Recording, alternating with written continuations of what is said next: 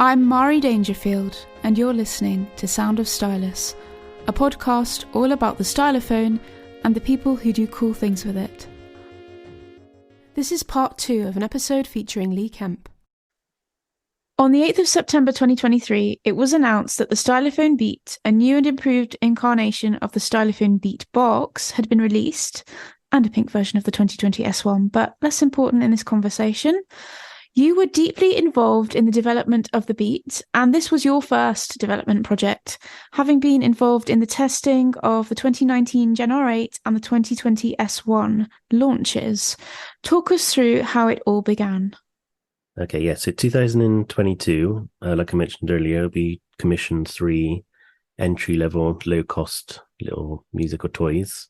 Mm-hmm. And the first one from that collection was the Stylophone Beat, which has just been released. Very exciting. And is number 1 in the US at the moment on Amazon. It's crazy. Super cool. So we started with an initial 3D design on what it would basically look like. And then we got a software engineer involved in the project. And he developed a software version of it, a bit like a VST plugin for DAW, that we could have a play around with, and to sort of lay down the basic features of the sequencer and the sound selection, that kind of stuff. And then when we were happy with that, it got passed over, and the hardware design team took over. So they designed the case, and all of the circuit board and stuff inside, and the switches and all that kind of stuff. And just, made sure everything would fit together properly at the factory. Mm-hmm. And then I think it was late 2022, I got a prototype through from the factory. Mm-hmm. And then that's the unit that we finished the development on for the software. Right. Which is something I didn't expect to do. I thought I was just going to be testing. But I ended up having to redo all of the audio samples and work on a lot of the software. And so that was your contribution? Wow. Yeah, I chose all of the sounds. I got sent a huge folder with thousands of drum samples in. Mm-hmm. So I sorted through them and handpicked my favorites. And then I think we got sent the hip hop drum set from a hip hop producer in the US. And the box sounds are, I think they're from the original Beatbox. Oh, really? Oh, yeah, they do sound quite beaty. I think they might be beatboxy. They could be the original files, because the original Beatbox, I think, had quite a low quality audio sort of processor in it. Mm-hmm. So I think these are the original samples. Something by MC Zaney, just looking at the box. It was MC Zaney. Yeah. So I think they're original. I'll have to double check. I didn't choose those. Right. I adjusted the hip hop sample selection. A few of them had to be cut down a little bit. And then I picked the tech and the rock kit, and then the bass settings as well. I made the box bass sound on the Gen R8, which is quite nice. It's quite nice that we use our own products to that's so cool. The sounds. A little tip there. That's very cool. I was trying to come up with a sort of acidy, sort of aggressive bass line, and it's something that the Gen R8 does pretty well. So I thought, might as well use our own products to make the sounds. Very, very cool. And then the hip hop is just like a sine wave, and then the tech and the rock were sounds that the software guy chose. I thought they sounded pretty good. So a lot of the stuff I had to do a lot of fading at the end of samples, because there was a bit of popping. A few of the samples were inconsistent in volume level, so I had to adjust them all so they're sort of a bit more even. Okay. And then there were a few bugs and a few little software ideas that came along late in development that we tested. And yeah, so that was my contribution. That's and then cool. I wrote the test program, and then I programmed some beats that are stored in the memory. There's a certain switch combination on startup you can use to access uh, some built-in grooves for each genre. So I programmed these, which is quite nice. Oh, very cool. So yeah, I learned lots of new skills from this project, which is quite That is nice. so awesome. That is so cool. Did you come up with the little like 1, 2, 3 beat thing as well? I swear that was one of the things that you did as well. The 1, 2, 3 beat, the icon. Yeah, I could swear that was you. I don't know. I think we were talking about this at some point. But I can't remember. Okay, well, maybe it was you, maybe it wasn't, but Yeah, doesn't matter. It looks cool anyway. it is very cool. Yeah, it is very cool. Yeah, I mean, yeah, the design team are world class. Hmm. They design huge, professional grade synthesizers, so they know what they're doing. And so do you. Yeah, I think it was nice. It was a nice collaboration. People seem to enjoy the product, which is nice. For the benefit of our listeners, because since you are such an expert on this product, you know it inside out, Mm-hmm. could you give us a quick rundown of all the features and a little demo as well? Yeah, I can. No problems. So this is the Stylophone Beat, which is the groove box, and it's if you know what the original beatbox looks like, it's the sort of with the sort of round disc. It's like the imagine the keyboard on a stylophone has just been sort of stretched into a circle. It sort of looks like that. Not like the toilet phone, like Mari calls it. It does. I mean, it does look a bit like a toilet. But it's not a toilet. So it's not a toilet. So yeah, it's got a round keyboard basically, and it's got its own little speaker built in, and a simple little sequencer, and I can go through some of the sounds if you want. Mm-hmm. So as we were talking about the box just now, this is some of the box samples.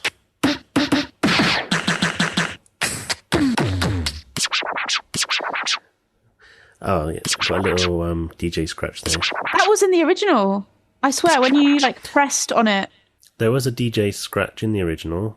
Was that the original or was it this one? I think the first one was the original. This one I made the scratch for this. Okay. Using, I can't remember what I used now. I used an iPad app, like a DJ iPad app, and scratched the vinyl a few times on the screen. Oh, very good. So yeah, that's that one, and there's the hip hop set.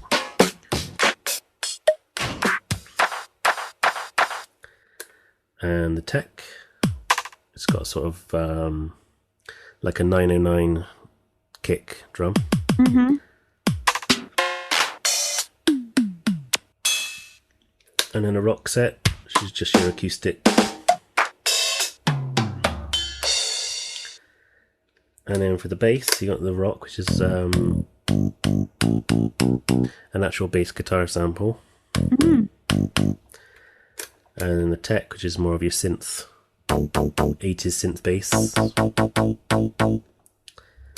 Your hip, which is, it's like a sine wave.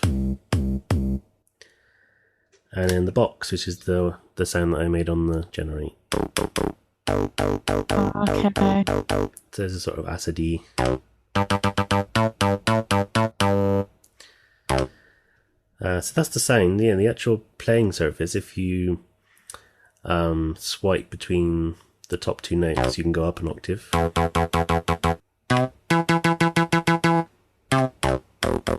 Okay. People are having a lot of fun on the internet doing like a swirly motion to do like a pitch effect. Mm-hmm. A lot of people have had fun doing that. So those are the sounds, yeah, and then there's, as I say, a built-in sequencer, which I can just quickly show off.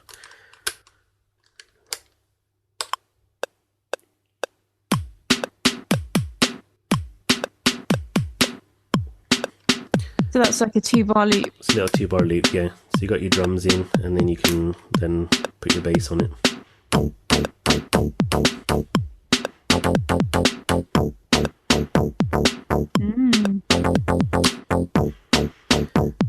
So you got your basic pattern. There are 4 save locations, so you can sort of make a little song using this as well. You know, do 4 separate loops and little grooves, and then you can trigger them and play them back however you want them. And then on the pattern there, there's also a hidden low pass filter. Oh, is that in the middle then? It's in the middle pad, yeah. And then there's some beat repeat effects. So how are you doing that repeat then? That is pad 7 all the way around to pad number 3. All of those pads are different beat repeat settings. That means you can loop different bits of your sequence. You have to like hold it down. You have to hold it down, yeah.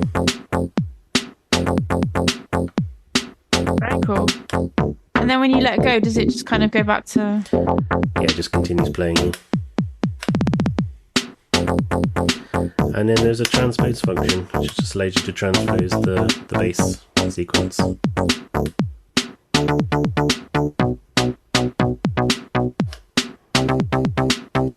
Okay, so that means like someone could... I really like that particular feature myself because it means that someone could like have a particular chord and a drum beat they want to play in, and then they can literally just use the transpose mode to switch between a particular bass line.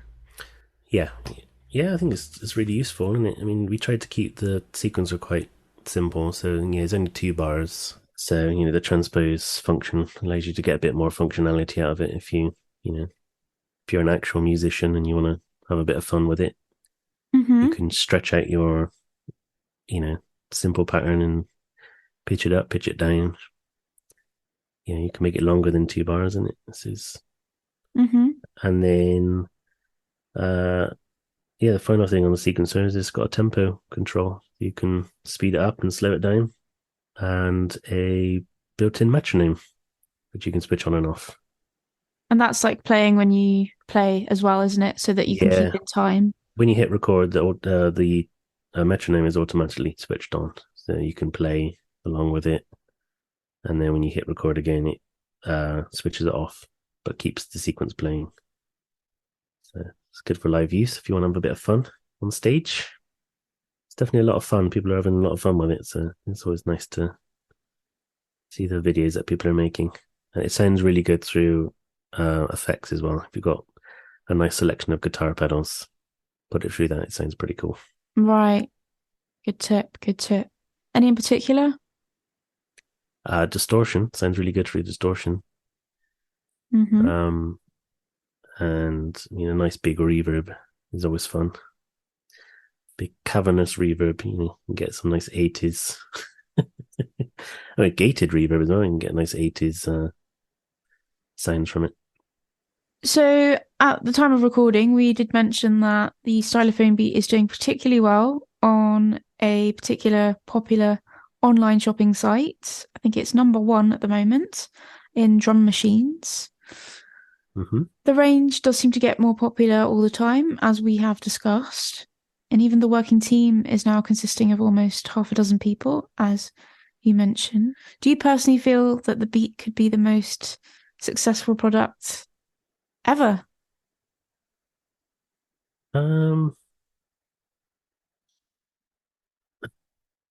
I think at the moment it's the most successful product. Obviously, I can't say too much, but there was obviously other products coming that I think people will be more interested in. Oh, okay. I mean, the S1 is our biggest seller, and the Gen X1, you know, they've sold quite a lot of units. We've been really surprised though with the Beat sales. I think it's been doing really well. I think people were excited to have another drum machine. We keep being asked about the original Beatbox if it's going to be reissued. So I think they were super excited that definitely it came true. So I think they were all sort of jumping on it. Definitely. I mean, it's super affordable as well. That's one of the comments that people have been saying. Mm-hmm. Is it the most affordable drum machine on the market now? It's got to be close, isn't it? I mean, there's probably some sort of DIY drum machines that people have made that they sell, 50 of. That's probably a bit cheaper. But I mean, for a mass-produced thing, it's got to be the cheapest drum machine you can buy at the moment. Do you think that this kind of format where there's a very accessible, very affordable product, do you think that that's something that Dubreq do quite well? Yeah, I think so. Yeah, whenever there's a new product, that's one of the initial bullet points on the list that it has to be affordable and easy to use for people that maybe are not musicians. Maybe they're just getting started, like children and stuff. This is a great drum machine if you've got a child that's just getting into music. Absolutely. You can, even if they're not into electronic music, it's a good little drum machine to play guitar to, or maybe you want to play your violin to it. Could be a bit of fun. Oh yeah, that's a great idea. I mean, you should be very proud of it, you and the whole team. It's a really, really well-made, well-designed product, and I'm sure it's just going to keep going to newer and newer heights. Yeah, as I say, keep your eyes peeled. There's lots of cool stuff to come. Now, we've mentioned that the 2020 S1 or Series 1, which was a new analog version of the S1 Stylophone, previously released under the Ben Jarvis running of the company. Though you can't exactly speak on their behalf, what do you feel motivates John, Marcella, and the team when it comes to deciding what products to launch? I think their main goal is to keep the name alive. So they love the whole Stylophone brand. It's iconic. It's part of our history. So they want to keep that going, and also you can't really release the same product over and over again because people will get bored with that. They want to make instruments that people can learn music on. I think that's their main goal. So like a really entry point, really audible entry level point. Yeah. I think to inspire the next generation of musicians is one of their big passions. That's amazing. Yeah. And is John kind of like the spearheader when it comes to a brand new product idea, or are other people in the team also contributing to that? I think John comes up with a lot of the ideas, but there's a few other people that are always coming up with various product ideas. There's always plenty of stuff going around. Not all of it can be manufactured, unfortunately, or at least not at an affordable level. It needs to be affordable, but still have a lot of cool features. So you need to find the balance between them. But there's always ideas being chucked around. But I would say John comes up with most of them. Yeah. I'd say you come up with quite a few as well. Yeah, I've always got ideas. Again, I'm a bit too ambitious sometimes with some of the ideas. They like them, but you can't really manufacture them for the price range that they're aiming for, which is a bit of a shame. But there you go. You've said to me in other conversations sometimes, when you're coming up with all these amazing ideas and you absolutely jam pack it with features, and then it's sort of some of those features are getting stripped away, and then that's when you get that amazing product. I think that's part of it, isn't it? To absolutely like put your absolute all into it, come up with every possible idea, absolutely jam pack it with those features, and then think, okay, so what can we do that is going to be a bit like fit into our budget and still target that market? Yeah. And still do as much of those cool things that we wanted it to do in the other version, fitting into that box and taking away some of those features. That's definitely. Yeah. I mean, I don't like taking away features, but sometimes you got to be realistic. I mean, well, they cost like what, £29? You can't have everything in it. You can't have a built-in Hoover, let's say. I think we've got a good balance. I think it's got definitely more features than the original Beatbox, and it's actually got a sequencer you can actually record a decent loop with. So I think it's yeah.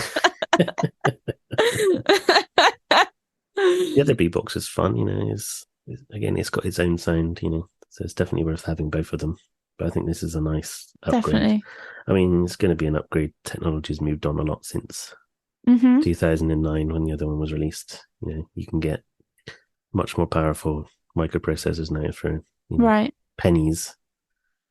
So, would you say that has also contributed to what you've been able to achieve as a team, like the advances in technology in terms of the components now available at the prices that we've got nowadays? Yeah, with this new range that we've come up with, it's all software based, which makes it super affordable. Right. Because you just buy in the microprocessor then, and then you can put anything you like on it, any software. That makes it. And having the pen as well, it means you don't need to have lots of physical buttons or switches, because you can just have a metal pad that you just tap with the pen. So that makes it really affordable as well. Amazing. I think that's one of the unique things that we've got as the company is the pen. The Stylus, yeah. Do you think that's something that, I know that he didn't originally invent it for commercial use, but do you think that's something that Brian Jarvis might have had at the back of his mind when coming up with this? Yeah. I mean, I think he said in an interview, it's a super affordable way of getting a full keyboard on an instrument. Isn't it? To actually build a physical keyboard is expensive and is very, very complicated. Whereas you can just, etch the keyboard on the circuit board, and you got your little pen. Genius. There you go. And obviously, it's got another feature of being able to slide between the notes. Absolutely. I mean, that's one of the unique features, isn't it? That's what gives. That's how you can. If you're listening to a song and you think, is that a stylophone or not? Just listen for any sort of transitions. If there's a slide in it, then it's a stylophone being used. Unless they're being super deliberate about not using that feature. Yeah. That's one of the unique things for all of the product range, and it allows us to make things affordable with lots of features, because you can get rid of buttons, switches, sliders. There's no keyboard to manufacture. It's all on the circuit board, so it makes it super easy. So I want to talk about your YouTube channel because it is very, very cool. I know it's been a while since you uploaded your last video, but I would love to take some time to mention it. And it's called Leigh Kemp, which is your name. Just my name. From the videos, we can see your passion for the Stylophone come through long before you joined the team. Your first Stylophone-related video was released on the 22nd of December 2017, and it was a 100% Stylophone Gen X1 cover of Films by Gary Newman. At this stage, you have yet to create one of your stunning visual accompaniments. Talk us through what you remember about making this version, including where the idea came from and why you decided to make it. Well, I was playing with the Gen X1 one evening, and I came up with a sound that sounded a bit like the Vox Humana preset that Gary Newman used to use in pretty much everything back in the day. And I thought, oh, that sounds good. And then I opened up the DAW and layered it a few times, a few different octaves, and then it sounded a lot like the Vox Humana. So, there you go. There's my first video idea. I'll do a cover of films. Just like that.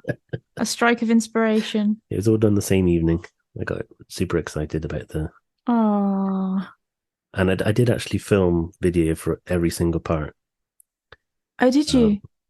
And then I was editing it together, and the computer wouldn't render it properly. I was using an older computer back then. It kept glitching when I was rendering it. So I thought, I'll just upload it with the picture instead. Do you still have the footage though? Yeah, still got the footage. Yeah, Is it worth revisiting that maybe? uh, maybe the footage was taken on an older camera, so it's not the best quality, but I do still have all of the parts. Mm. I could put it together. Maybe I need to. Yeah, that would be very cool. The picture is cool though, isn't it? Tell us what the picture Yeah, is. yeah. The picture is the cover art from The Pleasure Principle, which is Gary Newman's second album, I think. It's the album that's got Vox Humana all over it, and the actual song that I covered is on that album. And on the album, he's looking at this weird glowing pyramid on the desk. So I thought, oh, maybe you can look at the Gen X one instead of the pyramid. Fantastic. So I made a little edit. I think it looks cool. It does. It looks very cool. Yeah, it was a bit of a shame I couldn't do the video, but I wanted to get it up the same day. So I was excited Mm-hmm. people to hear it. So, and I think I saw quite a lot of Gen X ones, that video. Did it?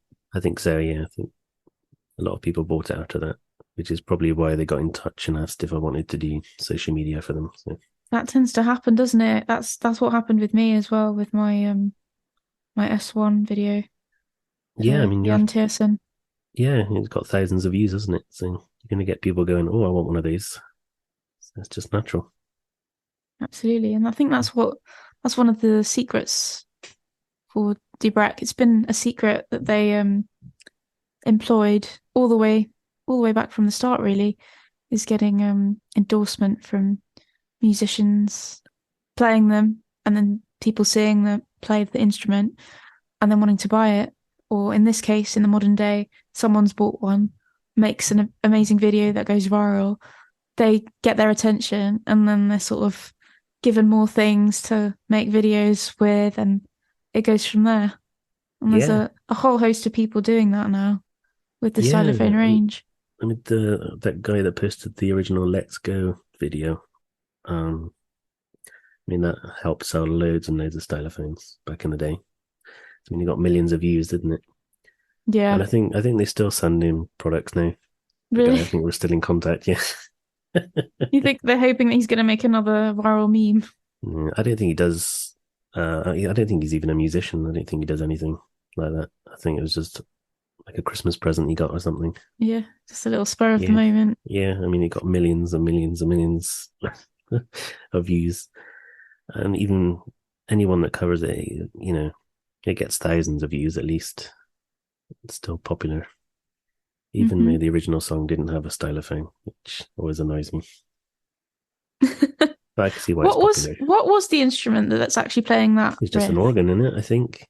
Right, It yeah. sounds a bit like an organ, but when you actually listen to the song, you can hear that there's some sort of octave playing going on. So it's obviously a polyphonic instrument, not a stylophone. But I guess it sounds similar in it, and you just did it for fun. And there you go. A Yeah. meme was born. Another 1,000 or million stylophone sales God, I mean, from everyone that. does it. I haven't done a Let's Go thing. Yeah, I haven't done one, but I mean, pretty much everyone plays that when they get their stylophone. I think I did a Let's Go video, which I now cringe thinking about. Yeah, it got quite a few I views as well, thought though, didn't it? I thought it was a good idea at the time, but yeah. Mm. Your most recent video, uploaded over 3 years ago now, is about the Stylophone knockoff, the Phison PEO 800 Mimi organ. I have to say, I do miss your channel videos. We have to take a moment to praise all the creative elements here: the original background music, the video effects, the scripting and voiceover, and of course, the ending sequence featuring those adorable animated characters. What made you decide to branch out into a video about a knockoff product? I think I was looking on eBay because I'm always searching for stylophones because I'm still trying to find a few for my collection. So I'm always on I've the hunt. heard that this bass one is the one that everyone's looking I for. can't find it anywhere. Whoever has that bass one is probably going to be able to sell it for a Yeah, good they amount go of for good money. money. Yeah, they go for good money, which is a bit annoying. But so Anyway, carry on. I'm always on there looking for the Brian stylophone. Yeah, and yeah, this one popped up, the Phison PE800 or whatever it is. It's got a super catchy name. um, yeah, it was super cheap, and you paid 15 quid for it. I thought, oh, I can make a video with that.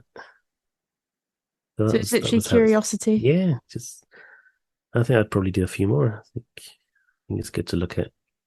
There's so many clones, especially in the Russian market. There's so many clones of the Stylophone. How does the company deal with all this cloning and duping going on? Is it a copyright infringement or? Mm. Well, luckily, no one's copied the modern products, which would be an issue. Okay. No, I mean, back in the day, there wasn't really any internet, so you probably wouldn't know that people were selling knockoff products, Mm-hmm. especially in Russia. They wouldn't be sold in the UK, so you just don't really know. It's not until the internet comes along and you see there's so many different models.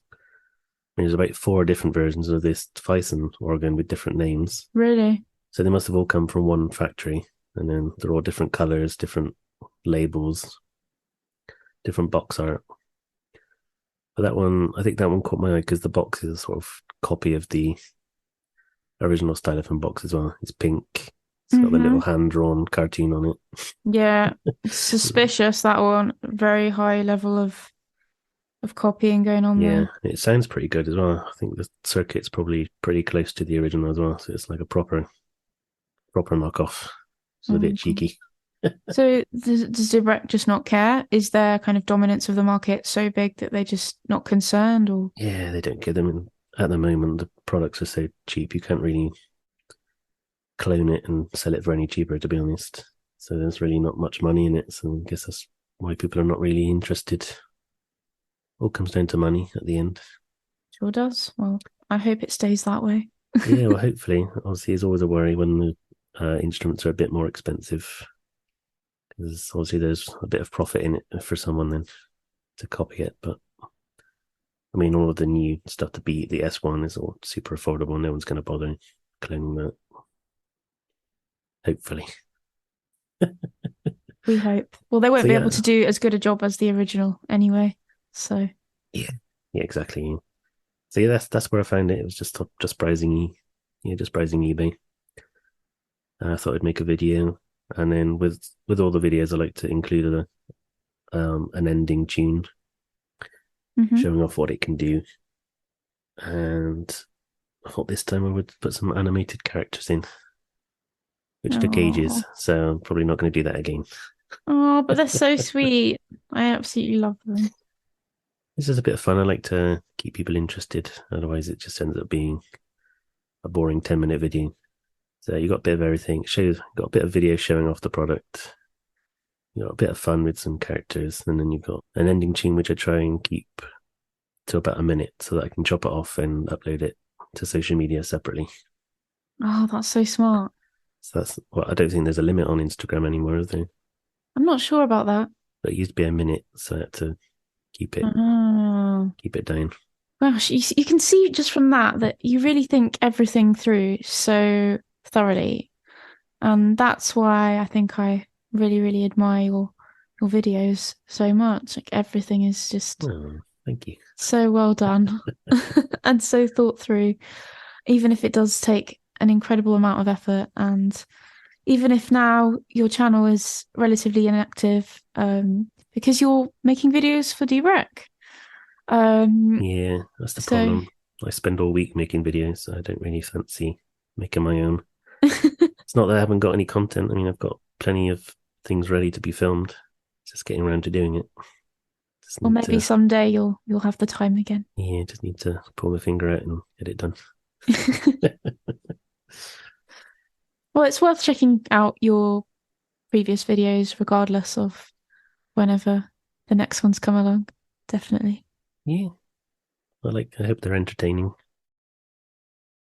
Now, it's a very good example, this video, of, as I said, all those different creative elements that you like to include in those videos and that you like to put together and that you like to work on now and again when you have time. What would you say it is about all these different creative endeavours in your life that attracted you to them? And What's your favorite part of the creative process? I guess I just like making things. I've always liked making things, Mm-hmm. and I like mixing it up a little bit. Otherwise, I get really bored with something. I spend too long on it. So I like Mm-hmm. doing a bit of graphic design, and then like doing a bit of filming, Mm-hmm. and Keeping it then fresh. yeah, and then some electronics. Yeah, that's basically it. I just like keeping it fresh. Would you describe yourself as like a very hands-on type of person as opposed to kind of Yeah, academic? yeah, definitely not academic. No. I'm definitely a physical person. I like making things. I like repairing things. Yeah, and I like to do different things just to keep it varied. That's what I would say. So it's the variety that is Yeah, your favorite thing. that's my favorite thing. I guess that's a good thing about being freelance. I get to do what I like. And Dubreq is, it's exactly the same. It allows me to do anything I want. It's not all just one job. I do mostly social media, but obviously there's the tech support, and then I get to do a bit of graphic design, Mm. and then there's a bit of electronics, and yeah, I'm allowed to do what I like. So that's what keeps me interested. That's my favorite part about it. I would totally agree with you on that if I were in your position, Mm-hmm. in terms of having that variety in a job. It keeps you excited, it keeps you on your toes. Mm-hmm. And yeah, that's what anyone could Mm-hmm. ever dream of. So you're a very lucky guy. I just love being creative. There's nothing better than starting with nothing and ending up with a nice product. You start the day with nothing, and at the end, you've got a piece of graphic design, or you've got a new video that you can post. Something that you can be proud of, right? Yeah, something you could be proud of, something that didn't exist when you got up in the morning. Especially if it's an instrument, you start the day with a pile of bits, and at the end of the day, you got something that makes noise that you can have a mess around with for a bit. So, yeah, that's my favorite bit. That's why I like being creative. What could be better? Mm-hmm.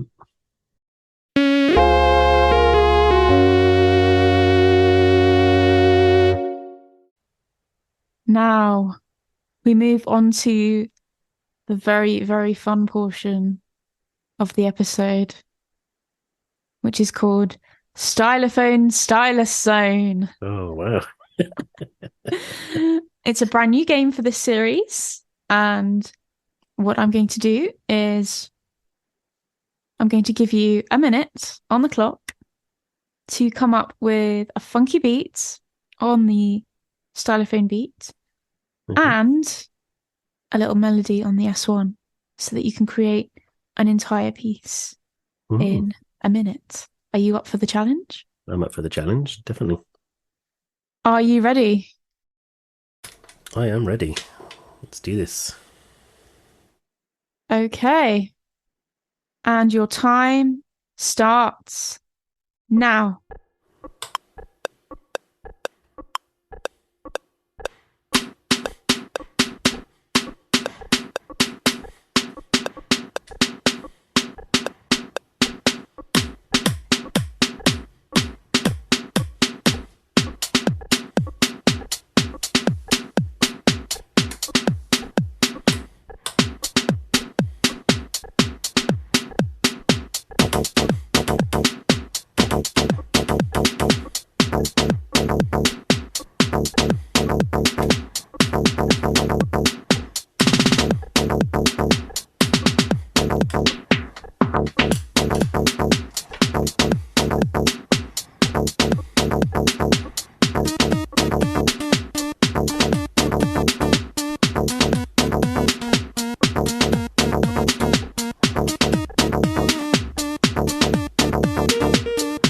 Time's up. Just finish up the phrase and woo! Oh, that was a bit enough, wasn't it? But there you Oh, go. amazing. I That's how love quickly that. you can come up with something. Exactly. It just shows how amazing the Stylophone Beat and the S1 can be.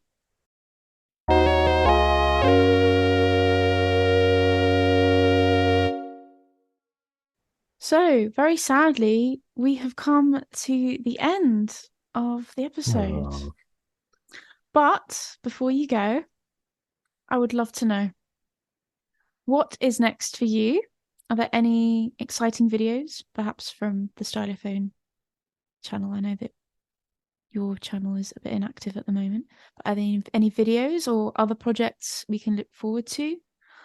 Or perhaps what listeners are most eager to know, is there anything else that you can reveal from behind the scenes at Dubreq HQ? I don't know if I can reveal any behind the scenes stuff. It's all top secret. All I can say is that there are 5 new products that are coming. They're all very exciting. Can't wait. So I can't say anything more than that.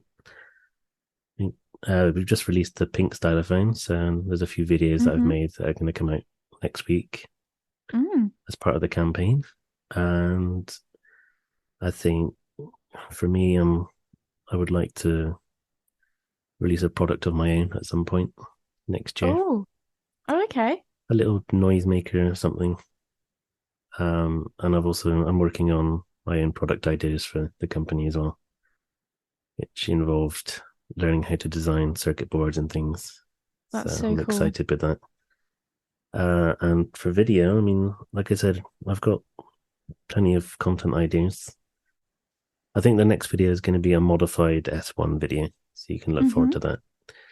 I've developed some mods for the S1 I think people will like. So that's probably going to be the next video when I get around to putting it together. Very good, very good. But yeah, it's exciting times at Dubreq. Many cool products coming. So It certainly sounds it. Yeah, I think. And I'm sure that your part in all of it is only going to get bigger. Yeah, hopefully. I'm certainly involved in all of the up and coming products in some way. Bit of design, bit of testing, just a bit of sound design for them. But yeah, there's lots of cool things to come, so keep your eyes peeled. Well, Leigh, it's been an absolute pleasure getting to speak to you like this today. Oh, thanks for having me. It's been good fun. Even I personally know you very well, have learned something new about you today, so I'm sure the listeners have very much enjoyed hearing a little bit about you and what happens at Dubreq. Nice. I'm sure that your work and your involvement is only going to get bigger and more exciting.